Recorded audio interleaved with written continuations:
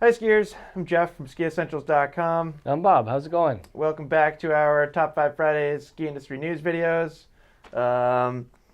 Pretty good week around here. Yeah, we're into June now. I know, it's crazy, huh? Yeah, It really feels like summer. and the leaves have really just popped. Like if you've been in the woods lately, Yeah, it's just very green. very green. The maple jungle. Yeah, it's as back. green as it gets. It's unbelievable. Yeah.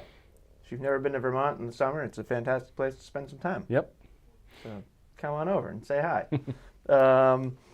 We did that bargain basement video last week. Yeah, We haven't done a Top 5 Fridays since then, so thought I would mention that. I think it's a really cool list of skis that we came up with and really good deals. So Yeah. always happy to pass it on to friends and family and followers. Yeah, I had a lot of fun putting that together. Yep. I think you did too. Yep. Typically when we do videos like that, or really any of our content here at Ski Essentials, we try and approach it from a very objective, analytical perspective. Mm-hmm. And not that there wasn't some of that in this bargain basement video, but Bob and I legitimately made a list of skis and then did a draft style pick where we went back and forth. When I got a pick, you got a pick, I got a pick, you got a pick. Yep. So that was kind of fun. Yeah. It felt a little bit more personal. Yeah.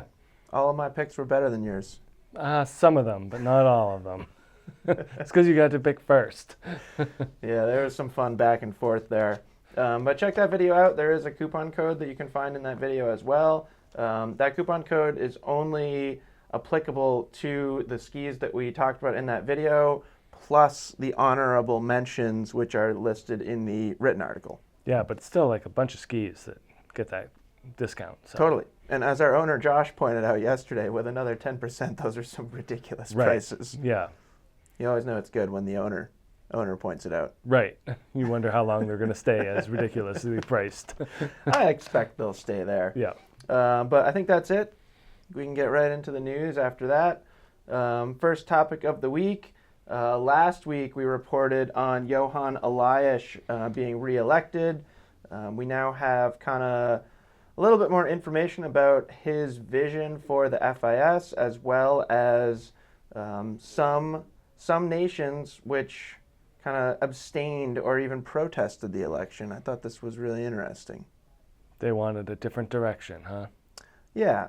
So Germany, Switzerland, Austria, and Croatia were among the nations protesting the election. And if you remember, Johan has a really global vision for how he wants to grow the FIS. Yeah. And in addition to that, he wants to be able to control all the broadcasting rights from, kind of a central organization.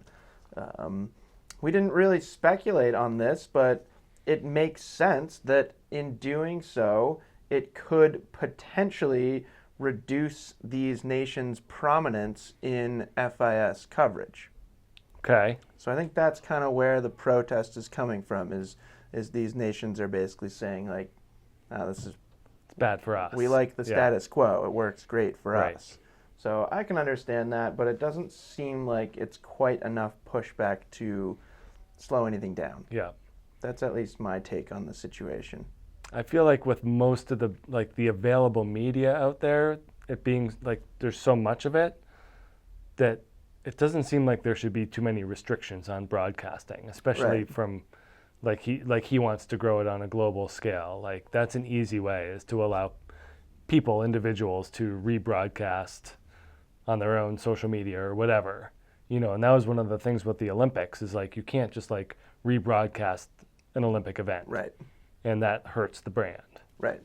So hopefully for global outreach, this will move forward. Yeah, and I think in the long run, like if his vision comes to fruition, it's only going to benefit everyone involved. Right. Which kind of brings us to another point that we learned more about. He really, we've talked a lot about growing the FIS into more global recognition, and he brought up two organizations that he wants to kind of at one day compare to, those being FIFA and Formula One. Pretty heavy hitters. Like, pretty lofty goals there. Yeah. But like if the FIS did grow to be the size of Formula One or FIFA, yeah, it's only going to benefit these countries that Right. are protesting or that some didn't. I don't. Protest might be like a little bit strong. Some just abstained from the election. So, I thought that was interesting. And then I liked this quote.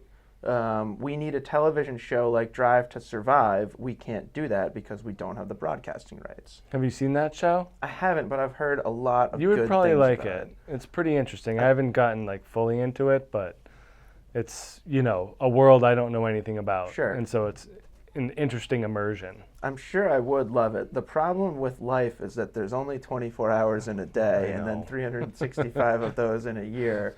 And the Celtics are in the NBA Finals. Right. So, like, there goes that time. I'm going to watch that. Yep. Also, go Celtics. It was a good game one. Yeah. Yep. I don't know. If anybody else is on the East Coast, are you as bummed about the 9 p.m. start as I am? Because 9 p.m. is about my bedtime. Right. Not 11:45 or whatever it was when that game ended. Right. But sure was worth it to stay up and watch. I think we can get back to ski news now, unless you guys just want us to talk about basketball. And if you do, just leave a comment. And yeah. We'll have to go get Harrison for next week's basketball conversation. No, maybe we should. That'd be a lot of fun. I don't know. If anybody out there is interested in, I mean, basketball is a winter sport. Yeah. I think we're on to something here, Bob. Second topic of the week, we have some summer updates from both Breezy Johnson and Mikaela Shiffrin. Boy, two just superstars on the U.S. Alpine ski team. Breezy's really coming into her own. And she expects to be back on snow in September if her rehab continues on its current path. And I thought this was interesting. Last time she came back from an injury, she just went on an absolute tear. Yeah, and we've talked about this before. These ski racers' ability to bounce back from injury and get back into the starting gate is just like, it blows my mind how they're able to do that and get over that fear. Totally. Yeah. So. I feel like I don't ride my bike for a month and all of a sudden I'm like the slowest mountain biker in the world. Right. They're just like, they just pick right back up where they left. So I thought that was cool. And then skiracing.com has an article kind of speculating on whether Mikaela Shiffrin should spend more time focusing on speed events in this upcoming season. And I thought this was kind of interesting. Well, she's got the tech events pretty well dialed. Right. So what's next? Right. You know, traditionally, and you guys all know this, that Mikaela's really focused more on tech events, particularly slalom. Right. You know, that's really what she's known for. Phenomenal GS racer as well. And I thought this was kind of a cool read. And we learned that Mikaela and her boyfriend, Alexander Kilda, who is one of the best speed racers on the men's side by a significant margin. I mean, he's fantastic. Yeah. They analyzed last year's downhill at Courchevel together, and Mikaela ultimately won that race. So who knows? I mean, a lot of fun speculation here. And then the flip side of that is maybe she's going to help him with his tech skiing, and he's going to become a world-class slalom racer. Right. They're just going to dominate. Yeah. Just win everything. All 4 events. All the time. Yeah. Are there any co-ed ski racing events? Because there should be. There's like that mixed panel GS. There should be more of that. Yeah, I like those. Like the relay race type thing. Let's petition for more of that so we can see how much Mikaela and Alexander can beat everyone by. That'd be fun. Third topic of the week. Vail Daily has a cool series called Inside the Skiing Pipeline. It's a 7-part series. In this Top 5 Fridays video and the article, we're going to focus on the second part of the series, which really focuses on whether the high costs, you know, those barriers of entry to ski racing are uniquely an American issue. Sounds like it. It seems like it. Yeah, you know, based on what you read from European towns that, you know, have access to, you know, easy access to the hill, you know, year round. They can get to the glaciers super easy. You know, as a father of 3, like skiing is a prohibitive cost even without competing. Right. When you add training and racing and that level of equipment, like, yeah, that's a whole new level. So I don't know if that makes it uniquely American, but it certainly affects me. Right. You know, like I would love to have my kids be in a ski racing program, but it's not happening. Like times 3, it just like we have to draw lines. Right. So yeah, they can't do it. They don't give out many like scholarships. They do. There is financial aid and stuff like that, but you know, I guess the point is, should you have to get financial aid, or should these things be more readily available? Right. Well, this article did address a few of those things. Yep. And I thought the overwhelming findings were both yes and no. Yeah. According to this article, they kind of cited that there is a global trend of increased equipment costs, as you were referring to. There's also a decreasing amount of sponsorship opportunities. Yeah. Which is something that I've seen firsthand. You know, I've kind of been out of the competitive ski world for a while now, but I have friends that are still in it. I coach kids that are kind of up and coming athletes, and it's certainly not as easy as it used to be to kind of solidify a sponsorship situation for yourself. I feel like they used to just like give those out left and right. Right. So yeah, the cost of accessing the ski world in general is rising on a global scale. You know, that's just a fact. They did kind of highlight 2 aspects that were unique to the United States, which you kind of touched on, Bob.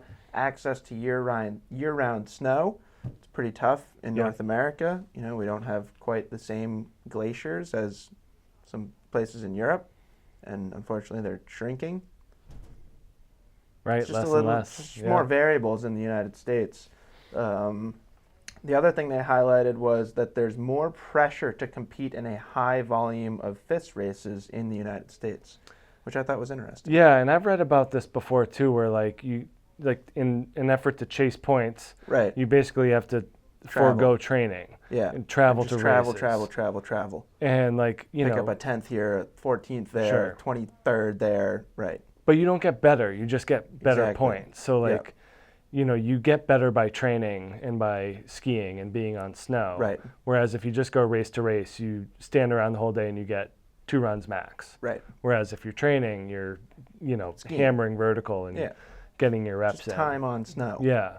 Yeah. So the argument for more training, less racing to produce a better quality skier, certainly valid. They also brought up some non-FIS race opportunities that more people could participate in. USSA, CHSSL, which I had to look up. I don't know if you're familiar with that acronym. That is the Colorado High School Ski League, which I can only imagine is like a step above just normal high school racing. I don't know. I didn't dig very far. Yeah. But thought that was interesting. What about good old NASTAR? Is that still I don't think that's thing quite anywhere? quite the right level.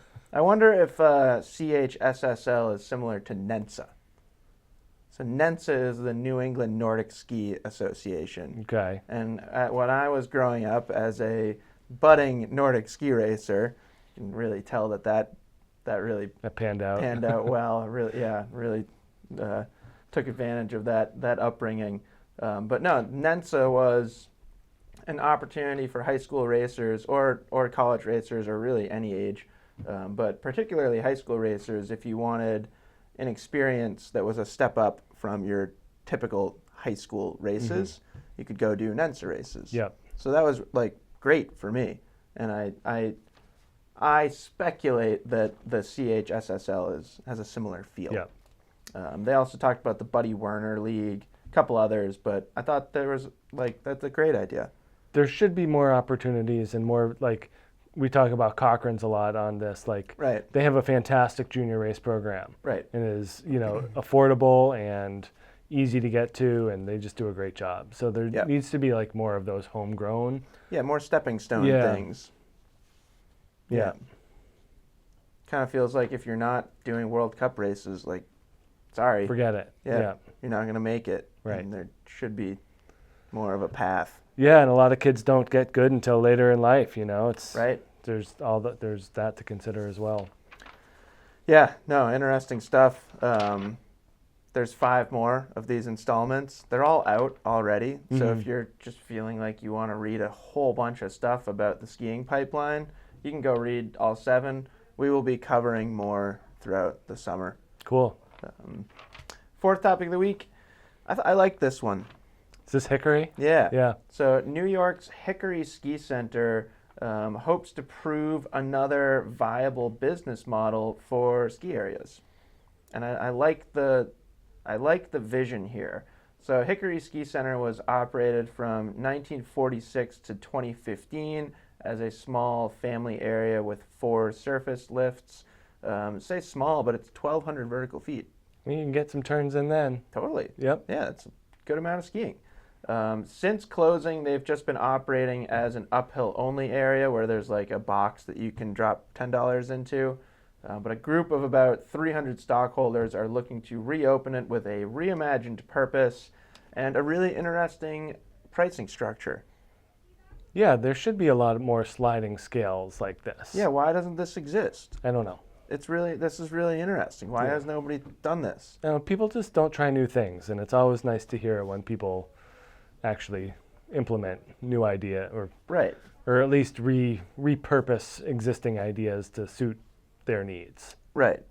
So basically what we learned is that they would potentially offer a just lower mountain access day ticket for $7 a day.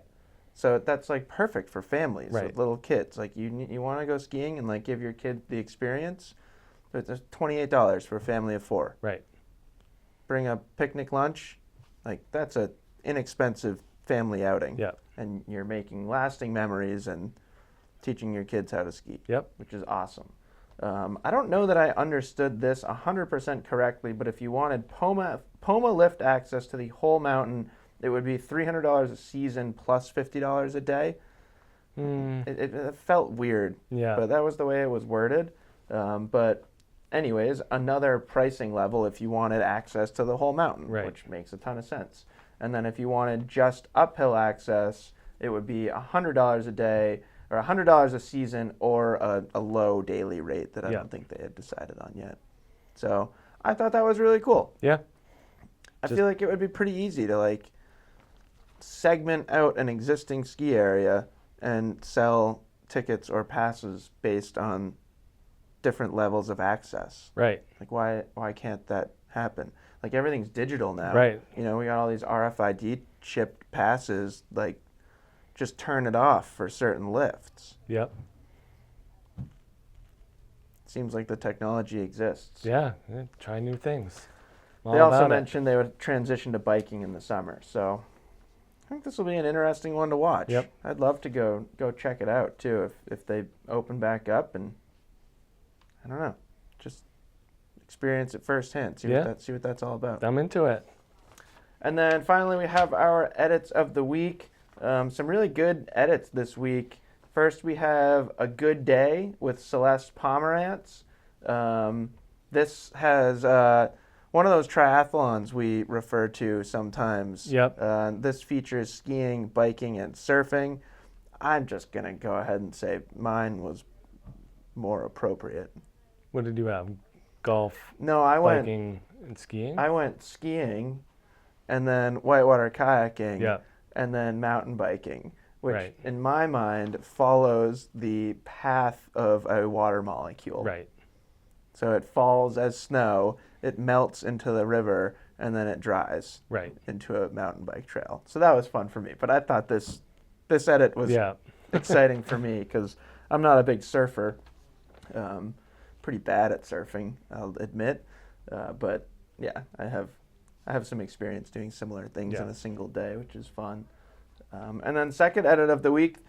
This is not really an edit from the traditional sense. This is from CBS Sunday Morning, and it's called Protecting National Parks from Too Much Love. And really focuses on the overcrowding issues at national parks and potential solutions. And can you guess what one of those potential solutions is? Let me guess. A gondola. No, reservation system. I'm all for more gondolas, though.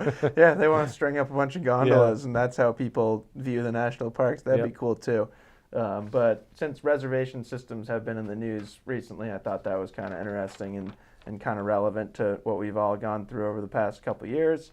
And then third edit of the week, we got a mountain bike edit from Red Bull. It's more than an edit. It's more like a short film. It's about 17 minutes long, and it's called the gnarliest girls in mountain biking. Boy, there's some gnarly ones. Big drops. Yeah, big drops, big steep, gnarly terrain. Scary. Exposed. I just like riding my bike in the woods. Yeah, I like my On narrow a little nice, trails. Nice path. Yeah, with nice soft moss to the Yeah. left and right. The ferns. Yeah. Yeah, falling in those ferns is nice. Yeah. It's like a pillow. Yep. But no, check that out. I think it's always cool when you can highlight a bunch of really strong women in a sport that's traditionally male dominated. Yeah. So check that out. And that's it for this week's Top 5 Fridays. Anything exciting going on this weekend, Bob? Sports, soccer and lacrosse with the kids. Cool. Probably not much for me. Cool. Game Well- 2 Sunday. Yeah. Big game 2 Sunday. Go Yep. Celtics. We'll just end right there. Okay. 8 o'clock Sunday evening. Game 2. An earlier start. What do you think? Celtics and 6 or 7. I was gonna say 6. Yeah. I could see 5 happening. I don't think there's gonna be a 4-game I sweep. don't know. Golden State, man. They're good, though. Pretty darn good. They're good. It's a That- good series. I like it. Turns out that Steph Curry's pretty darn good at basketball. He's good with the ball. Now I see what they were all talking about. Yeah, that was fun to watch. Yeah. That's it. We'll talk to you guys next week. Hope you have a fantastic weekend. Bye.